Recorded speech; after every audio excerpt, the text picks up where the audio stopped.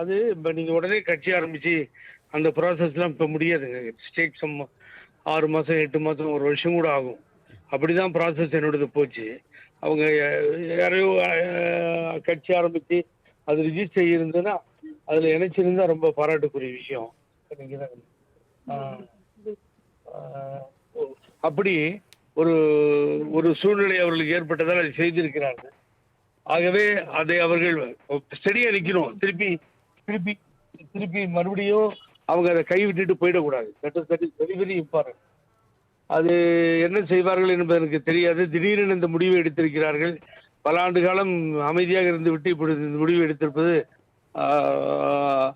பார்க்கும் பொழுது அவர் துடிப்பாக செயல்படட்டும். எல்லோருக்கும் எல்லா உரிமையும் உண்டு செயல்படுவதற்கு. ஆகவே அவர்களும் செயல்படுவதில் எனக்கு எந்த மாற்று கருத்தும் இல்லை. இதில் மாற்றம் வந்துவிடக்கூடாது. இதிலே மாறுதல் ஏற்பட்டு விடக்கூடாது என்பதிலே அவர்கள் ஜாக்கிரதையாக இருக்க வேண்டும். ஆகவே இப்பொழுதுதான் அப்படி அவரை நம்பியிருப்பவர்களுக்கு சில இடங்களில் நிற்க வைத்து அவர்கள் அரசியல் செய்ய வேண்டும். இதைதான் ஆரம்பத்திலிருந்து நான் அவர்களுக்கு பலமுறை சொன்னேன். அப்பொழுதெல்லாம் அவர்கள் அதை எடுத்துக்கொள்ளவில்லை. இப்பொழுதுதான் அப்படி ஒரு நிலைப்பாட்டை எட்டியிருக்கிறார்கள். ஆகவே வாழ்த்துக்கள், செய்யட்டும். ஆனால் அவருடைய வேகமாக இருக்க வேண்டும், விவேகமாக இருக்க வேண்டும். இது அறிவுரை அல்ல.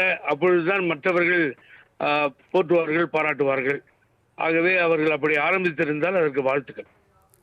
தீய சக்தியான திமுகவை அழிப்பதற்காக புதிய கட்சி தொடங்கப்பட்டது அப்படின் போது ஏற்கனவே அதிமுக ஒன்றிணையும் என்று எதிர்பார்த்து கொண்டிருந்த தொண்டர்களுக்கு இந்த செய்தியை நம்ம எப்படி புரிஞ்சுக்கிறது?